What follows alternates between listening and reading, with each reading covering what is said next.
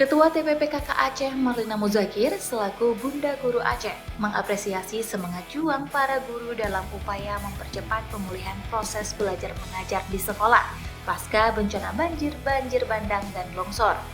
Apresiasi tersebut disampaikan oleh perempuan yang akrab disapa Kak Na itu usai meninjau SLB Negeri Pembina Aceh Tamiang yang berada di Desa Landuh, Kecamatan Perantau pada Minggu 11 Januari 2025.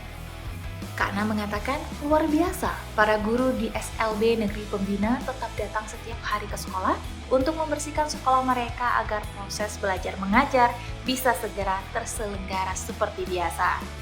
Oleh karena itu, Kak Na juga mengucapkan terima kasih atas tekad dan semangat juang para guru dan seluruh tenaga pendidikan di sini.